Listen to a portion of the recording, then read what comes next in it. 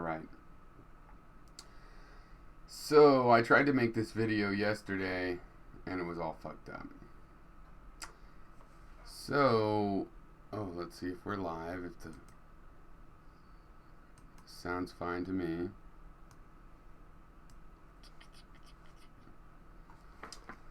So Richard Spencer is this, people are calling him a Nazi. He's definitely a white separatist. He admits to that.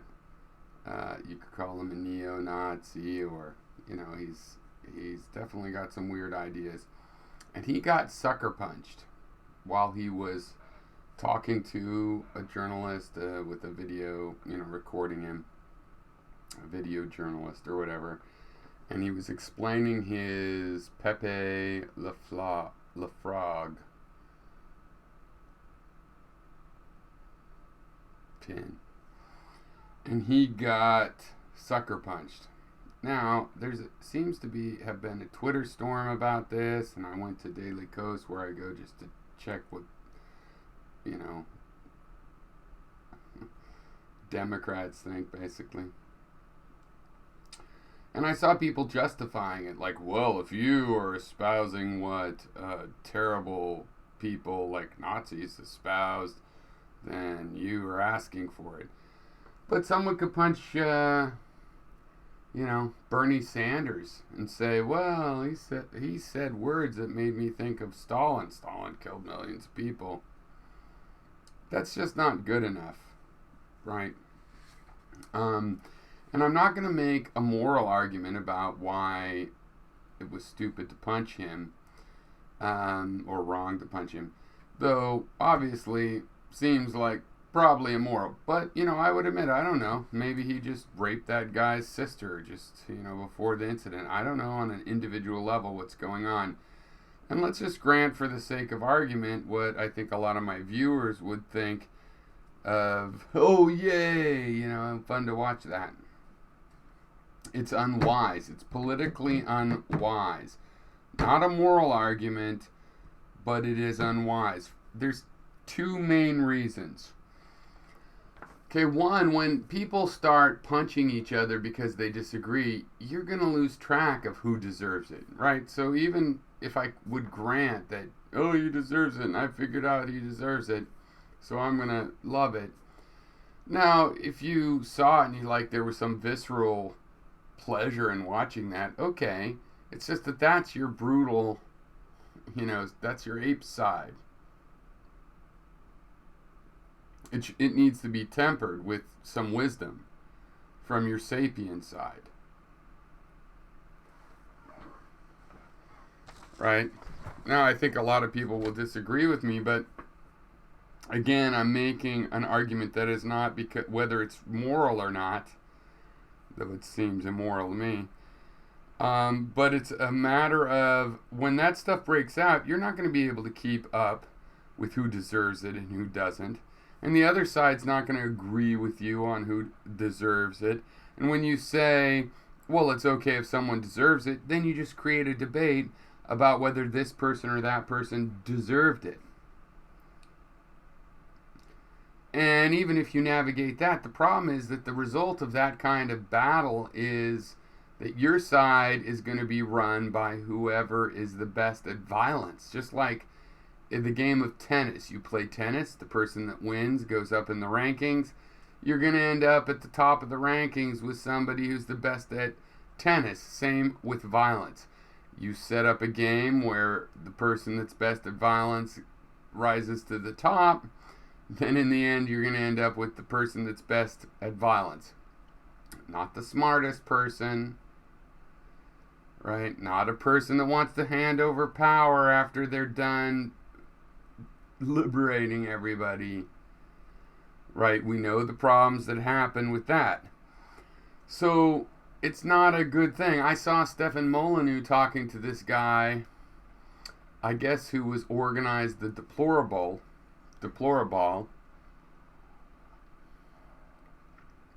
And that guy was saying something I found funny, which is that, well, if the right wing wanted to, go to the streets and basically be violent, then it would take like 12 hours. But the problem is what I just said about your leader ends up being violent. That group that forms to do that violence wants to find other targets to justify its existence. Yeah, that's true. That's why both sides have reason not to go that route.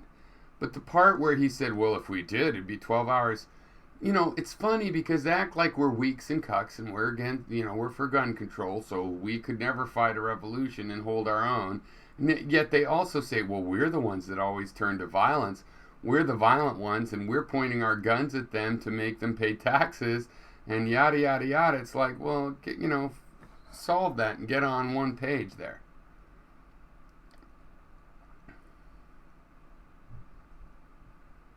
Right?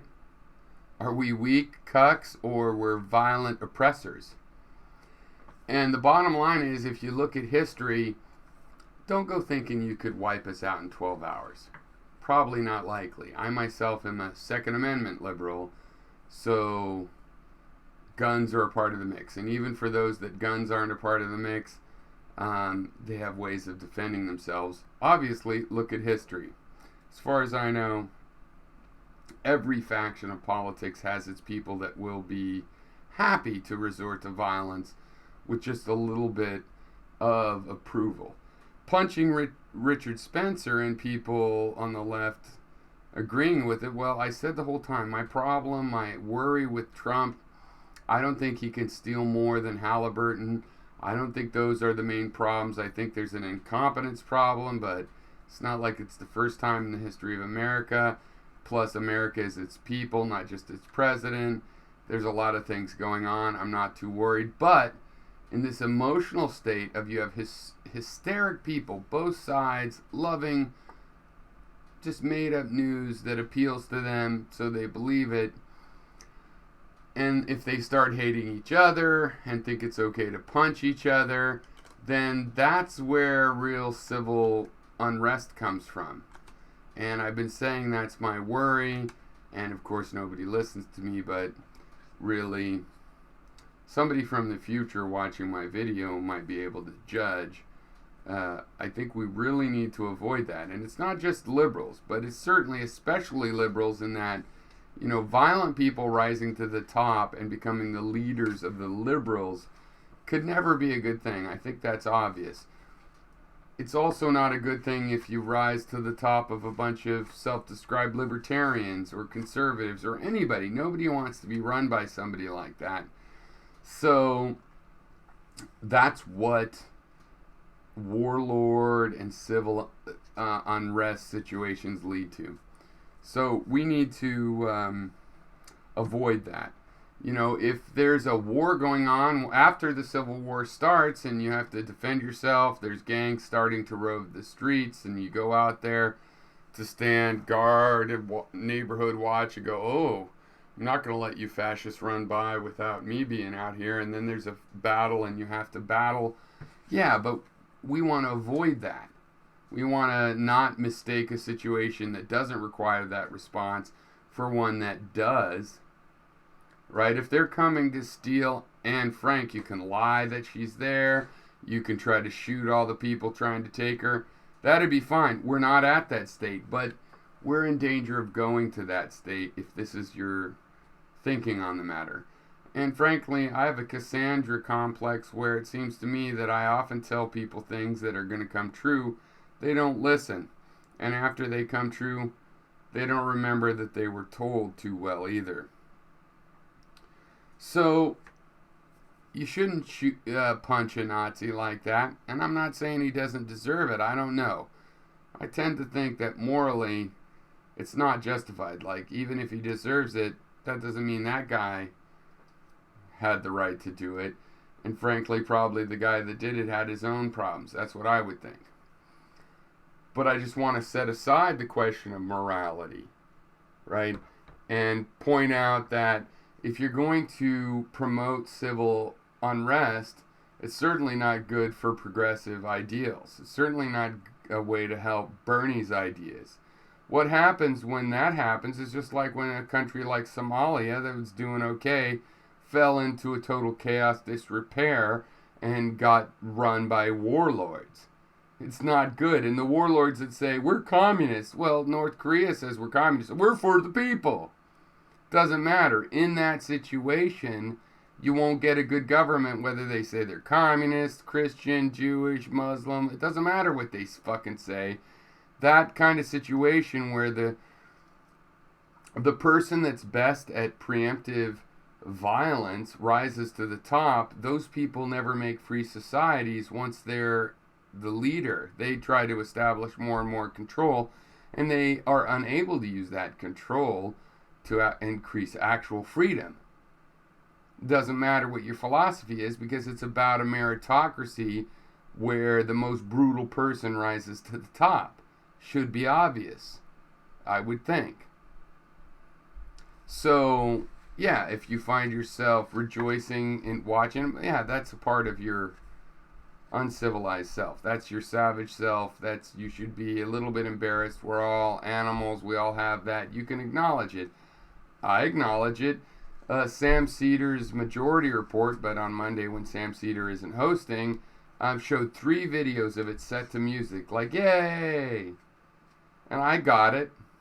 I saw how it could be, yeah, that asshole needs to be punched.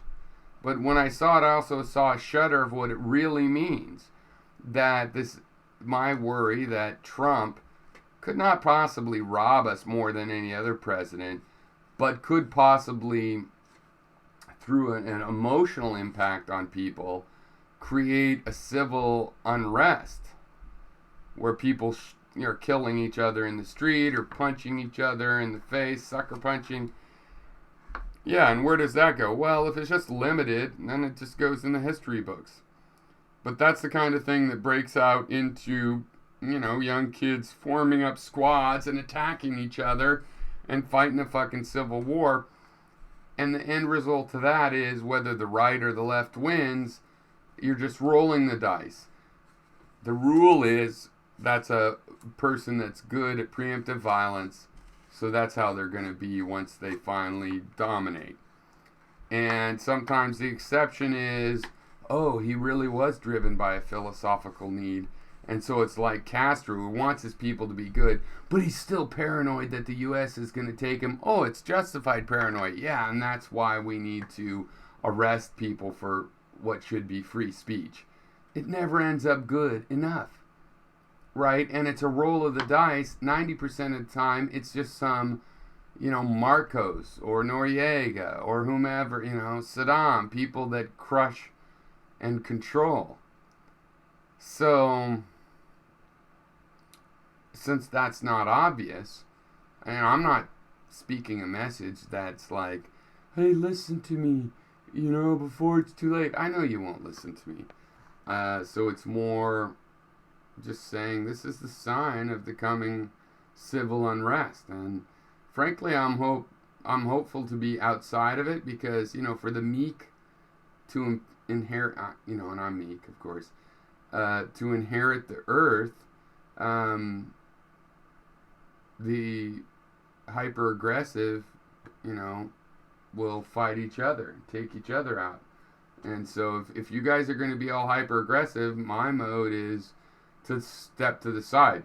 Not remain inactive. No, not at all. We have ranked choice voting here in Maine, and I plan to take advantage of that and make sure it's taken advantage of. All right, cheers.